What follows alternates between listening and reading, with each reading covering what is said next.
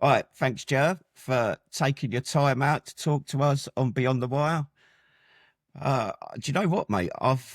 A lot of people have said some very good things about you. They say you're an amazing character, and the work you're doing is incredible. So I'm very excited to hear from you today, as Well, I'm sure thanks. Steve is. You got a Thanks for lot to this. live up to. I was going to say, don't get too excited. I wouldn't believe the hype if I was you. I believe you served in the British forces from 86 to 91. So Yeah, start at yeah. the beginning. Tell us a bit about your military service.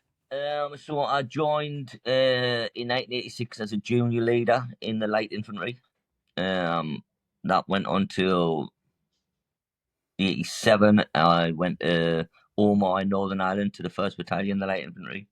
And then I was there till 89. And then 89, we went to Berlin till 91. And I left in 91. And what was your experience of the forces? Did you enjoy your time? Did you? I really liked so once I got into the training, I really liked the training, and I really liked when I got posted to Ireland. Uh, Unfortunately, some were involved in a terrorist attack in Ireland. Some of my friends got killed. 8 lads died, and from then, I wasn't so keen, to be honest. I was 18 Yeah, year old, and in my life I'd thought, like, if you got killed it or something in the forces, you were kind of like a big hero and stuff like that. But yeah, from my experience, I just noticed like that wasn't the case. It was, you were just dead. yeah. And I mean, this coincided with me starting to smoke weed and take drugs as well. But that's got nothing at all to do with the terrorist attack, and nothing at all. It was 1988. Ecstasy had sort of just come into the mainstream, Yeah. and everybody was doing it. I was 18, so and then went to Berlin. Um, Obviously that was like sort of the drug capital of Europe, so it didn't Yeah. really do me it didn't really do my career any good, but I did have a brilliant time. We It was talking always about starts this. fun. Starts We off was talking fun. about this at a breakfast club. Did they do drug testing when you was in the army? So no, they didn't do drug testing. They did raid our barracks a few times, but they didn't find anything. But they didn't do drug testing in them days, and there Yeah. was quite I would say around about, I don't know, 50 people in the battalion was doing it at the same time. So that was 1989. Yeah. Yeah. So what led you to leave the forces? I mean, what's that? 5 years? What was Yeah, it? Time it served was. or? Yeah, time served. I just had enough. I'd sort of been to school, quite strict family life. Been to school and joined the army straight away at 16. Yeah. And the world was a different place to us now. Like, I'd sort of experienced different parts of the world, and I just wanted to do other things. Yeah. Yeah. I never regret my time in the army, Yeah. and I've still got friends from that time. But I just it sort of ran its course. Possibly, Yeah. I'll tell you a quick story. Actually, Go on. what actually made me mind up to leave the army is I went to see the Happy Mondays. The Happy Yeah. Mondays, Yeah. Yeah. and I took acid the night before to go and see at the Happy Mondays in Berlin, and the next morning we had a BFT, and I was still wrecked, and I ended up having to go into the back because I was paranoid with everyone was talking about us. Yeah. And, Yeah. then I got back. I was last, and then I fell on the ground, exhausted, and then everyone marched away. But in my eyes, they turned into the band of Dumbo with big. Quality. So I just Dear God. realised now's the time. Now's the time. I've got to make a decision if, like, am I Yeah. gonna just Yeah. stay in the army, or not when it's it was time to leave. Yeah. I think you made that interesting point there that the army teaches you to makes a man of you very quickly. And I mean, I was quite late joining, so I was 21. I know, Steve, you joined straight out of school, didn't you, at Yeah, 16? And 16. I don't think people appreciate that. I mean, my time in Afghanistan, I remember uh, being in a patrol base and the infantry sniper was like 19 years old. And I just think to myself, what? That's a lot of weight to carry on a 19-year-old's shoulders. And I mean, obviously, not everyone's a sniper, but just being in that environment because just it's like it forces you into manhood very quickly. Yeah, it does. It opens your eyes to a lot of a lot of things, and not not necessarily a lot of good things either. You see stuff that you shouldn't see when you're a kid, and some things you see nobody should see. Doesn't matter how Yeah, old you are, but I totally it agree. happens, and we all knew what we were signing up for, so I'd never Yeah. complain about it. So after leaving the military, I know later in more recent years that you've done a lot of charity. Yeah, But so what happened after leaving the so forces? How did you ba- find that ba- transition? basically, I carried on taking drugs and enjoying myself. That's basically what I was doing. I was going to a lot of raves, things like that, Yeah. out of kind of work, doing very little work. If I'm blatantly honest, doing very little work, just enjoying myself all the time. And then my best friend, who I joined the military with on the same day and everything, he killed himself, and that was like a turning point in my life. Thinking like, he was it because of the amount of drugs we were taking. Yeah. I mean, these were party drugs. These weren't like heavy, like heroin or anything. It's just ecstasy and stuff. And he killed himself, and I never got the answers really. So I went to the doctors, depressed, and with them sort of delving into my past, they came up with the thing that I had PTSD from what had happened when I was in Ireland. Yeah. And it sort of kind of, some of it kind of fitted in with it. So I ended up doing some counselling and some stuff, but I was kind of spiraling. I was drinking a lot, taking drugs, and then not long, I think I got a dog. They told us to get a dog, so I got out more. And Yeah. when I got this dog, I got attacked and nearly killed off 2 dogs Bloody hell. on my local park. So I got 38 stitches in here. I had 8 in my leg. I had so many puncture wounds, but I had 3 discs sticking out my back after. Yeah. I went 10 years of absolute agony, and because of that, I become addicted to painkillers, some Yeah. painkillers. Bloody hell. That's really where my problem with kind of drugs came in, because the other drugs, I always sort of never thought I was addicted. I was more of an enthusiast. That's what Yeah. I thought to myself. But with the painkillers, I delved into a completely different kind of world, Yeah. big deep depression, and I was taking tablets because it said you had to take them with food. So every time I had some food, I was taking them. Just in my mind, it was in case I wasn't hungry later on. But Yeah. obviously, in reality, that's absolutely mental thinking that. But that's what happened with me life for about 10 years. Yeah. I think so when I came out of the forces in 2010, I descended into cocaine and alcohol addiction. I now work in a recovery centre supporting veterans down south, and I don't think people realise how prevalent addiction to prescription medication, particularly painkillers, is. I think they always think, oh, it's heroin, cocaine, alcohol, but the amount of clients we work with that are addicted to painkillers, and you think the NHS sort of give them out quite willy nilly, as it were, don't they? But I never, and this is only what I learned later in life when I was doing this type of work. I never once had a review of my medicine. Yeah, okay. So in the end, I was taking 32, I think it was 33 or 32 painkillers, different types a day. Bloody Like, hell. that's just mental, you know what I mean? Yeah, And it's only later that when I was doing a lot of work with the NHS, they were saying you must have a review every year, and I never had one review at all. And mad, isn't when it? I was saying this wasn't working, they were saying take this one as well, not instead of taking it, take this one as well. So Yeah, it just spiraled, and you just, I don't know how it happens, but you just get addicted really, really yeah, quickly. It's really hard to stop. yeah. I think it takes, well, painkillers, it not only takes away the physical pain, but the mental pain, and it becomes easier. I know It does. certainly for me, it was my crutch, cocaine. I couldn't see a life without it. So how did you go about getting clean, getting off the painkillers? So I was taking cocaine as well, right? But bizarrely, I was taking cocaine in my mind to make us normal from all the painkillers, because I was tired constantly. Yeah, And I was smoking weed. And anyway, when I was younger, I used to get into trouble with fighting at football matches. So my house had been raided by the police a few times. yeah, But then my house got raided, and I had a daughter, and I think she was about 4. And that's what spurred us on. I just thought that's never happening again. So they found some cocaine, they found some weed, and obviously painkillers, but I was prescribed them. Yeah. So that was 2009 on New Year's Eve, and then I just thought then, right, well, I'm just gonna stop. When I went into the cell, I just thought, right, that's never happened to my daughter again. So Yeah. I just stopped. So I just went cold turkey. It was a stupid idea, to be honest. Absolute nightmare. But I'm through it now, so I can laugh about it. At the time, it was horrendous. You know, I even stopped drinking. Yeah.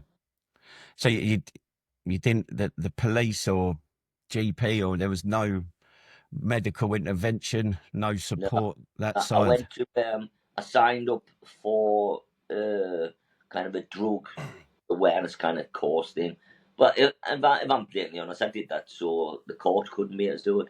You know, Yeah. because if you do it yourself, the court can't make you do it. So that's why I did that. I didn't really want any help. I went and had a meeting a couple of times, and I'd already sort of slowed my drug taking down or taking less because of my daughter. So now I thought, well, there isn't any point in cutting down. I might as well just stop completely, Yeah. but also stop the alcohol and the prescriptions and everything all at once. And you know, I didn't. People think I'm lying when I say I didn't sleep for about 6 months. That is really true. I didn't. I might have dropped off for an hour. Yeah. Yeah. Because my body was so used to the opiates and the weed, especially the weed, because I'd smoked pure weed for about 20 years every day. Yeah. You know, stopping that was difficult. And Yeah. it was difficult, it was hard, but it's the best thing I ever did. There's no way I'd be doing this, you know. No way in the world I'd be doing this if I hadn't took that sort of step. Yeah. Yeah. And I mean, it's as I said, I work in recovery services, and trying to explain the potential to veterans that are suffering, battling addiction, and to say, like, trust me, mate, it's hard, but it's worth it. It's the biggest battle, getting that across to them and making them realise that there's a life worth leading and that they can give so much back. But well done for being clean and sober, and well done for doing it on your own, because as you say, that ain't easy. No, it wasn't easy, and like I've drink now, you know, and I'm not as square as I was, but you know, it isn't. I don't want to sound like someone facetious here, but it isn't as fun being straight, you know. But you've got to think about the rest of the day, you know. It's like, so it's you know, I sort of kind of moved away from the circles I was in, and I do less. And if I go to a pub now, I normally go by myself and I put my earphones in so nobody speaks to us. So. I like that idea. So moving forward, some of the research I've done, so 2013, Changing Lives. Yeah. Well, so I take it that's the start of sort of giving back, as it were. Yeah, so what happened was I was in my parents' house and my dad died, and I gave him CPR and it didn't work. So I just thought I was gonna get a job where I help people. And if you knew me before that, you would think that's a bit of a wanky thing to say, because I was all about making money, and if I had a quid, I wanted 2 quid. If I had a grand, I wanted 2 grand. But that literally in that split second changed my whole outlook on money, life, everything. Yeah. And it's such a weird thing for me to say, because I wasn't like that. You know, I wasn't horrible, but you know, I was more self really. Money for some reason was me driving force for everything. Yeah. And it isn't. I say to make more money. It's such a weird thing, you know, because I'm not thinking about it. I just kind of and I work. I've got a few jobs, and I work long hours, and I really like it, you know. Whereas before, I would do anything, so I wasn't working but making money. So it is a weird thing. So the change lives thing, I went there and I paid my own wages for 10 months, and just volunteered. But I volunteered full time, doing 9 till 5, 5 days a week, and I wanted to learn, basically. So I took every single free course I could get. I took that. and then I got a job with them, and then as I was working for them, I moved up sort of the ranks quite quickly. I went from just a support worker to sort of a managerial role, and then in my spare time, I was starting like looking after veterans as well. Yeah. Which I'm guessing led into working with homeless veterans, the homeless veteran service. Changing lives is the kind of was like the homeless part of it in Sunderland. That's what I was doing. And then I was finding when I was going around the hostels, I was finding lots of veterans that were in the hostels for no reason other than somebody put them there. Like they didn't have to stay, but they didn't grasp that they could move on. So I moved a guy, an old guy, into sheltered accommodation, and it only took us about 2 weeks to get all his benefits, get him moved. And I just thought, well, that was easy enough. You know, I'll help loads of people. Yeah. Then they actually got funding, Changing Lives. So we call it Homeless Veteran Service, but I didn't like our morals didn't match, to be quite honest. Okay. Which you find with a lot of charities. My models, the way I looked at it was I was a veteran who lived in Sunderland, so that money should have went to veterans in Sunderland, and it quite clearly wasn't. So I left after the year that I did. I left and set it up myself. Yeah. And what did you find it easy to? So this is setting up veterans in crisis. No, it wasn't easy. I mean, it was big to leave to paid job, and then to use me savings to set this up. I didn't have an office or anything. In fact, I'll show you what I had. So I just had this £10 pay-as-you-go mobile phone. It looks like a burner phone. Yeah, it's a burner phone, right? Yeah. So I had that for clients to ring, and I used to use Greg's as my office. You know, Greg's the bakers. Yeah. I used to take clients in there every day, and that's how it started, really. And I had my iPhone for emails and stuff like that. Yeah. But I needed another phone for the clients to be able to ring, so I just had that. And then it just kind of grew from there. I think after the first month, I think I had 20 clients. Well, I had to get out of Greg's because I was going to get type 2 diabetes. But yeah. So what was it a case of just literally getting out into the community, locating street homeless veterans and supporting them back into accommodation? Yeah. Me sort of brief at the beginning was I just wanted to make Sunderland the best place in the country to be a veteran. That's what I thought in my own head. And obviously, because I'd worked in housing, I knew people and I knew veterans before. The council knew about us. The health service knew about us. So it was hard. Yeah, it was hard. But you know, if something's worth doing, it's worth doing good, isn't it? So of course, mate. Of course. I was working. I didn't want to take any money from Vix, so I got a job with Northumbria Uni as a research assistant, and I was on a veterans project. I did a little bit of stuff for them before. So for the first 3 years, I was just under 3 years, I worked 18-hour days. Yeah. 2 jobs to get this up and running. And then after 3 years, we could put in for funding. The first bit of funding I got, we had a girl called Claire, who's our general manager now. She was on a placement, and the day she left uni, I gave her the first funding we got, which was about $7,000. Yeah. And that was to become an admin assistant. And it just grew from there. So in those early days, what did you get support off the council? I mean, you mentioned about the you had contacts in the housing department. Yeah. But what? Go on. The department knew about us, so they knew how to get people housed pretty quickly. So in Vix, the quickest. So I try to do it, bring the light in front of me. I try to do everything really quick. And I try to give them all kind of incentives to if you can do it quicker. So the quickest that from street homeless to a flat viewing's 15 minutes. Fucking hell. Well, and that was in the early days. Yeah. That's incredible. Yeah. Now we don't have street homeless veterans in Sunderland. It's amazing. So I've got an emergency flat upstairs. We've also got 3 flats getting done now to move people in. Yeah. But I've got good relationships with Gen 2, which is a housing provider. with the local sort of estate agents. So we don't have street homeless veterans. That's fucking incredible. Yeah, fair play. That needs to be Brilliant. shouted about. That does. It's the way I look at it, right? It's because of the whole city works as one. So we have a hashtag in one city, one partnership. So we have a armed forces partnership in Sunderland, and that's like the council, us, every one of the big hitters, the NHS, the uni stuff, and we all work together. Yeah. For one goal that we help veterans.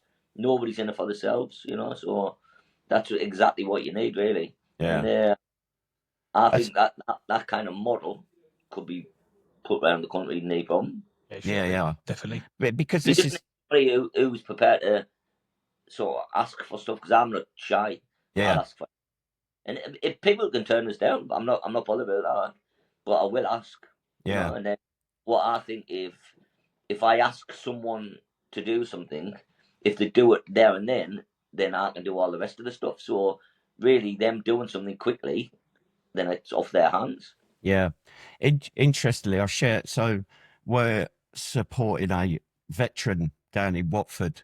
So he's currently in hospital, but basically he's homeless, and he's got the hospital are ready to discharge him, but Watford Borough Council, how they don't class him a high priority, because he was discharged from the armed forces 2024 with PTSD. He's got diagnosed PTSD. He's had 4 crisis admissions to A&E in the last year, and I've sent all like the Housing Act stuff, the Armed Forces Covenant, and they're just it's like, oh no, that's our decision.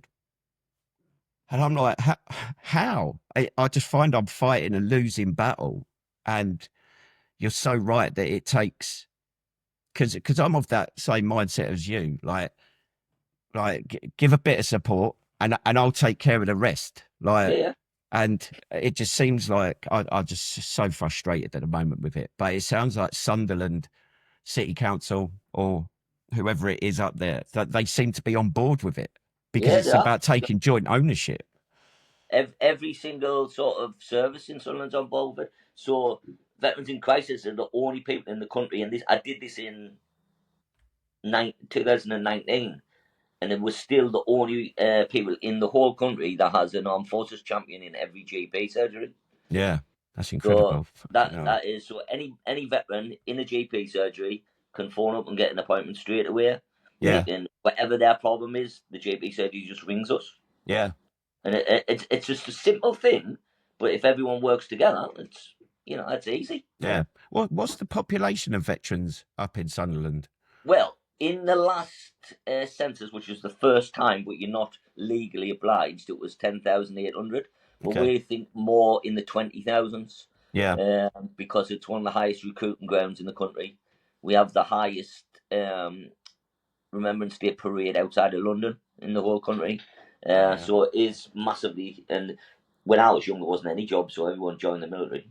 I mean, looking at your website, you do tell us what Veterans in Crisis do. I mean, apart from the housing side, because I see that you offer counselling and therapy. And yeah, we have. So basically, it's like a one-stop shop. So there shouldn't be anything that we can't do. Yeah.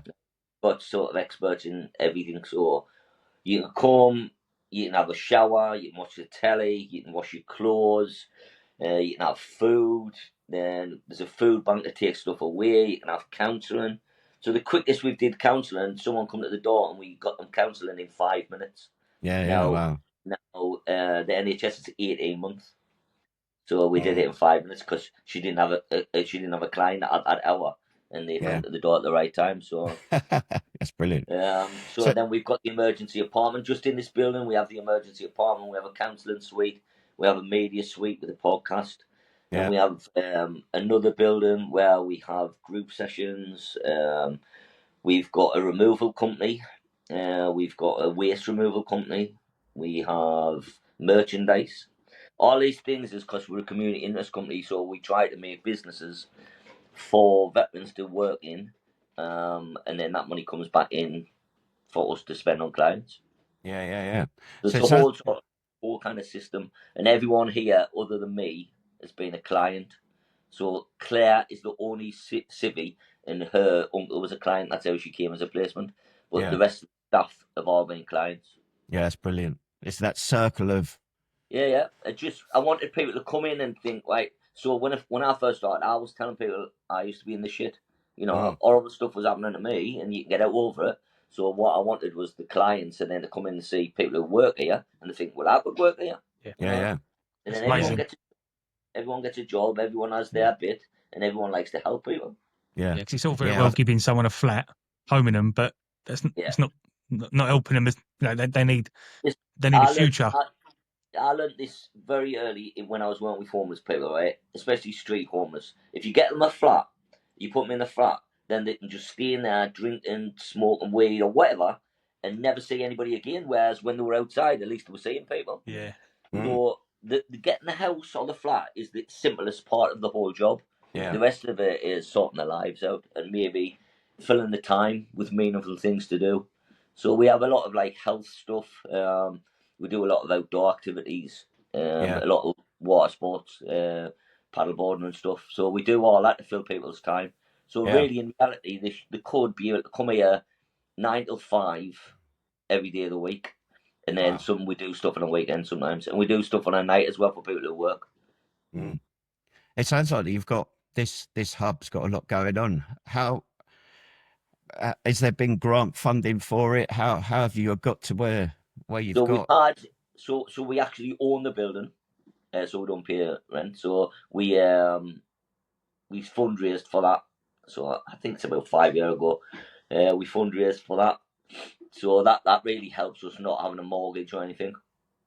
The council, that's really good to us. People are really good, but we don't seem to get like from where you would expect us to get money from, if that's the way to put it. So the Armed Forces Covenant, for instance, we put in for money from them loads we didn't get out. And things, a lot of people, and this is really bizarre, a lot of people, when you put in for stuff, say, why should we give you money? Because you're already doing it.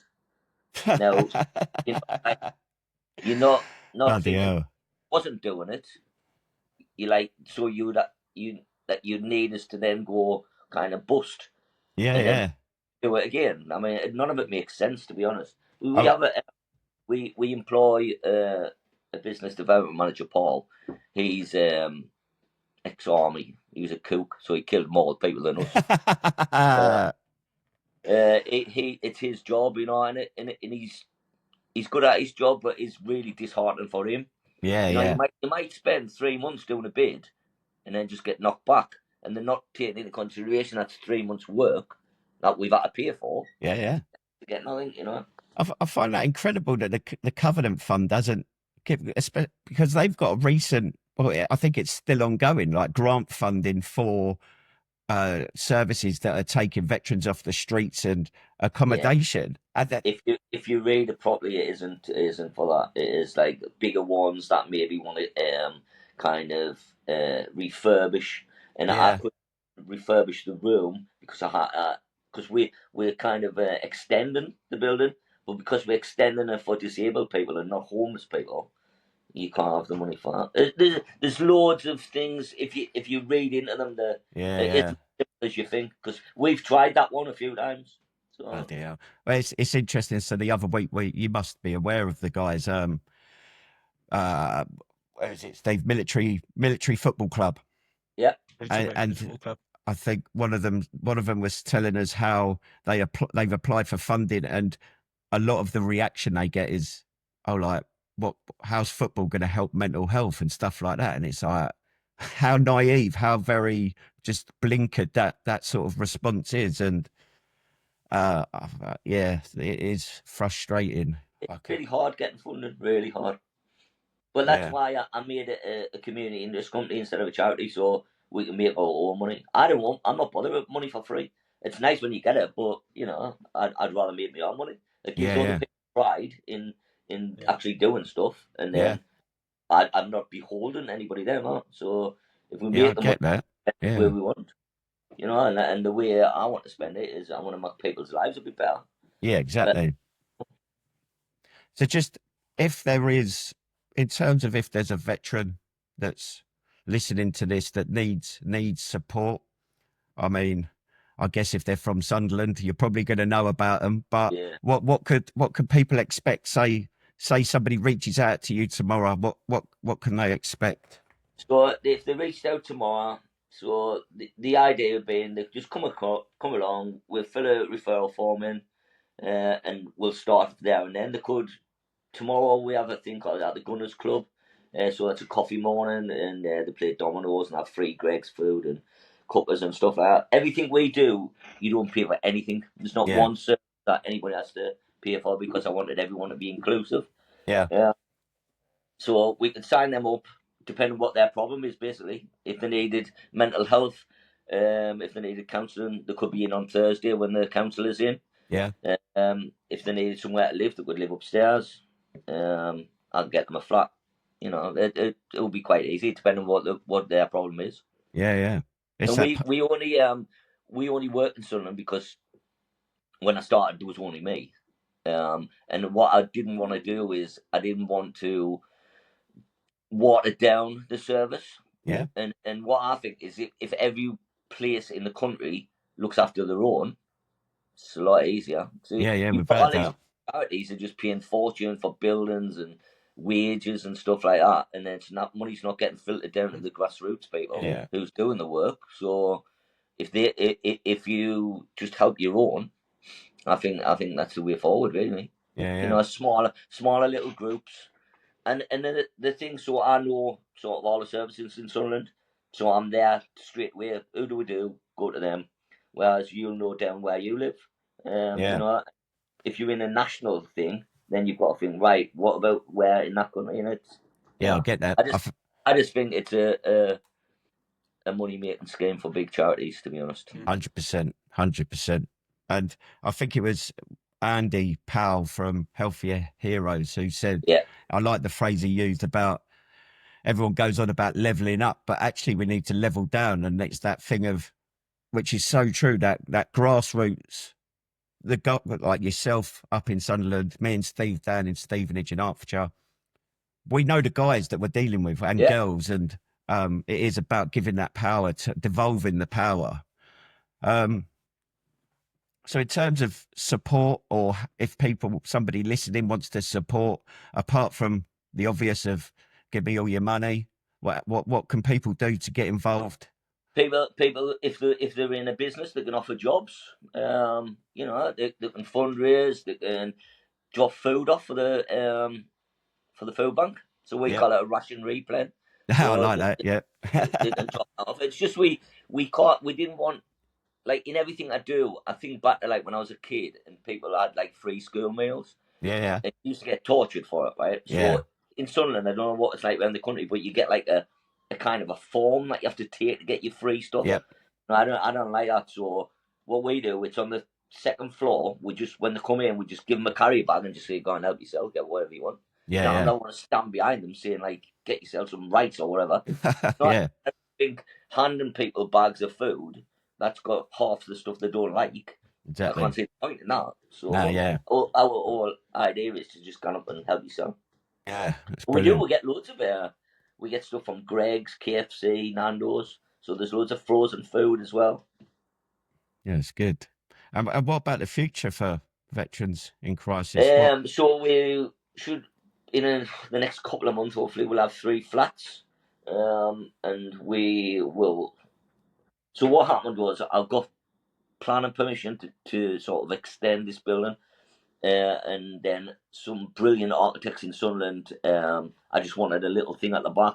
They did this thing for free, and it just looks like grand designs and stuff having that. You know what I mean? And so I'm looking for the money for that, to pay for that. We got the money, and then we had to do loads of tests on the ground. And now we've got to get something called pile-driven foundations. Yep. And I know nothing about building, and I know that costs about 20 grand. So that's where I am now. I'm going to have to bite the bullet, pay for that, but then not start the building. Yeah. Because what I don't want is to start building and finish with and sort of run out of money halfway through. Because it's used every day, this building, so I cannot have that. So hopefully, touch wood, we'll make enough money to pay for that, and that's done by the end of the year.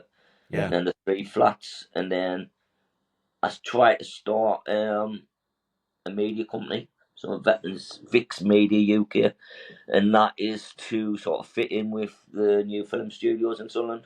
Lovely. So Sunderland's going to have the biggest film studios in Europe, so that's a kind of thing for that. Excellent. So what are your plans?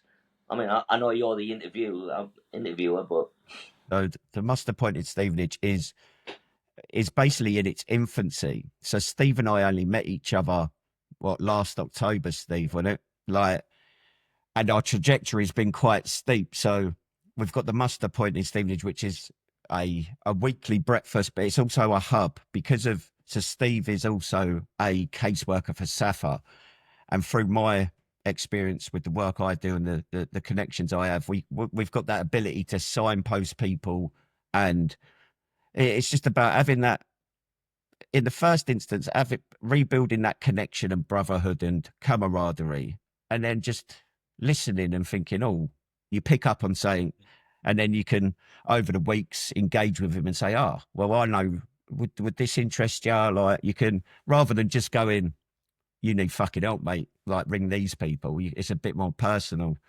So that runs every Tuesday morning. Yesterday we started a Sunday one, which we're going to have every second Sunday of the month.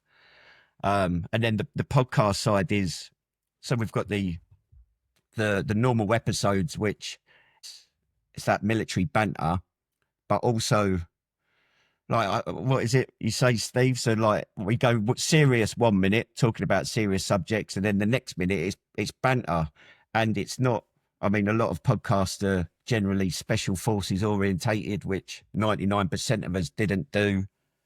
And we've had some good feedback from that, haven't we, Steve? Yeah, we go really deep sometimes, and then all of a sudden throw something in that just snaps us out of it, and we're back in funny mode. And I've said before, it's like getting stroked with one hand and slapped with the other. You don't know what's coming next, sort of thing. But we give what we think is good advice, lived experience advice, and people get involved as well. Our listeners get involved. We struggle sometimes with sharing everyone's experience and stories, because we've got too much. It's almost like we're giving a platform for people to just share what they want to share, whether it's anonymous or put a name to it. Like, do you know those, like, because I think what Steve and I can agree on is, like, a lot of when we look back at our time in the forces, it was all about Afghan and Iraq and losing mates and all that shit. And then actually through doing the podcast, you start remembering, like, I don't know, like, some shit story that you remembered from stag duty, and it's like, fucking hell, like, that's brilliant. And it seems to have connected with people. And then we give what we call a Bravo Zulu shout out each week to organisations like yourselves. And then we thought, what we'll do is we'll expand on that and create the Beyond the Wire podcast, where we actually, like, do this. So give these good organisations a chance to share more about them, because for me, I do believe there is quite a bit of support for veterans out there. However, it's finding it, and it's like you say, that a lot of people go to, I'm not feeling right, or something's going on, I'm going to go to the British Legion, and it's so fucking convoluted, and you don't end up getting the support. Whereas if I thought, right, I'm in Sunderland, fuck it, or I'm a veteran in Sunderland, I remember that veterans in crisis, they're gonna get the support they need straight away. Yeah. Well, I'm also happy, like, to share any kind of our model with anybody, like, if anybody all over the country, I'm not sort of, like, precious about it. Yeah. I'm happy to tell anybody how it did it, how the best way to get sort of stuff is, you know what I mean? And basically, I'm happy to help anyone. And I often take calls from veterans from around the country, but obviously they can't be clients because they're not from Sunderland, but I can't tell them where to go, and that's what you need, to have, like, a sort of a good group of people who's happy to help. It's not about, is it? You want to help people. You don't start these things because of money. You just need money to keep them going. That's it. It's not about the money at all. So helping people is the main thing. Yeah, because I think from my experience, both as a veteran that suffered and a professional now supporting veterans, I see it too often that like a charity will be like, "Oh, this is my veteran," Yeah.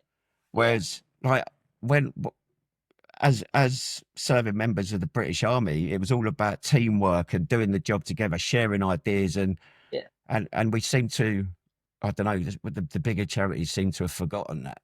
Yeah, I think that you couldn't have said it any better than that, because what you'll think is that they'll think, oh, but if I let them help them, they'll get the funding next time. Yeah, yeah, It's not about the funding, you know what I mean? yeah, It's all about helping that person. exactly. So if you help that person and you're a good organisation, you got to get money in the end. You Yeah, know, yeah. like people will always remember that. That if you just happy to help people will always remember that. Yeah, That in my experience. yeah. So have you had any engagement with Valor or? I haven't. I've had a visit from Veterans Minister Al Cairns. Met him in Parliament, and then he came here to visit. And he was really impressed, and sort of said to him then, like, this is what you need. Different things, grassroots level around the country. There's no point in starting something and letting the big people take care of it again.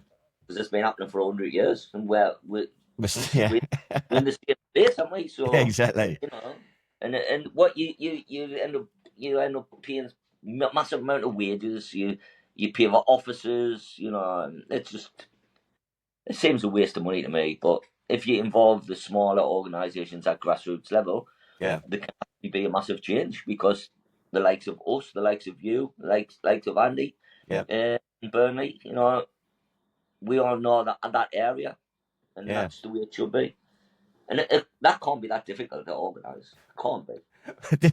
This is what I think. I think it needs someone in government just to go to like the local councils and say, work with these people, just fucking do it. Like, and then as you say, we'll do the rest. Like, just give us the supply, because that's my I don't know, sort of imposter syndrome, I guess. I always think, so when I'm writing these emails to Watford Borough Council, I'm thinking, they're not going to fucking listen to me. I'm Stu from the Muster Point. What do they give a fuck? And there's probably something in that. And it almost needs to be like, in each county, maybe. Each county, right, this is your go-to person, or like work with him. Because the fact that there's no homeless veterans in Sunderland it shows that it can be done. It can, and the model, and I said this to the Veterans Minister, the model that we use with the partnership with the council and everything, you should use that around the country, and with the partnerships happy to share that model. Yeah, yeah. So easy, as long as you've got all the people that are in it to help, and nobody's for themselves. Yeah, yeah. Because nobody gets any money out of it. You don't get any funding or anything, you know. But we meet every month, and you're prepared to sort of do that. So if I see I don't know, the university, I've got a veteran who wants to go to university, we need this, and I'll say, all right, and then they sort it out for him to go to university. Yeah, that's brilliant. It's really simple. It is really simple. It's so simple that's why people don't do it, because they think that can't work, because that is that simple. And I'm a genius, and if I've come up with it, it can't be that difficult. And that's the thing, the simple ideas are the best. When you start overthinking things, it's when it goes to rat shit, right? Yeah, it's too much thinking. Just have an idea and then give it a try. If it doesn't work, it's all right. Yeah. But, you know, I would say 95% of the ideas I've had worked. Yeah, yeah. And have you shared that around the country with anyone and they've started implementing it, or? So I did a talk at the ASDIC. Do you know what ASDIC is? Association. Oh yeah. So I did a talk at one of their conferences, and I've did talks around the country, and I just, it is a simple idea, you know. And like I say, I'm happy to share with anyone. You know, I don't want my name on it. I don't want Vic's name on it. I just think it's a really good model and an easy model for people to use. You know, and the council one for Valor definitely should take the model from Sunderland on Forster Partnership, because we just won gold at Soldier on Awards for that model anyway. Yeah. So it shows you it works. Yeah, You know what I mean? So, and we would be happy to share that around the country. Yeah. Well, if I'd love to have, I'd love you to share it with Steve and I. I really would, because certainly Stevenage Borough Council are engaging with us. They realise that things need to change and can be done better. And like, it'd be good just to, if I could say, actually, look, this is working in Sunderland. Maybe even get you down at some point this year. Yeah. Just to add weight to it, because And listen, you two are quite welcome to come here. Yeah, We've got a flat here to stay in. I can get you to meet the council, and if we did it at the same time as a partnership meeting, that will get you in there to speak, and you can come and see the way it's run. Yeah, that's brilliant. We need to do that. Yeah, we'll set that up, definitely. Yeah, definitely. I'm more than happy to help you with anything, and I think when we're offline, I think I might be able to help you with that guy coming out of hospital as well. Okay, excellent. So is there anything else that we've missed that you want to discuss, that you want to mention? No. Obviously, I'll put all the details for Veterans into Crisis in the show notes and on Facebook when it goes out. We're looking at this all. So we've got, where are we on my calendar? So the 13th is covered. So this is going to be possibly the 27th of June. Is that right, Steve? Yeah, that looks about right to me. So yeah, is there anything else you want to add? And I'll stop recording. Thanks for inviting us on to be a guest. Thanks for coming. Thanks very much. When I get the new studio set up, you can be my guest. Yay! Be introduced to a real studio instead of Steve's kitchen, although we're doing it remotely today. If you do come up, then we'll do a podcast while you're here and the stuff. That'd be brilliant. Yeah, great. All right, thanks very much for your time. Thank you. Yeah, cheers.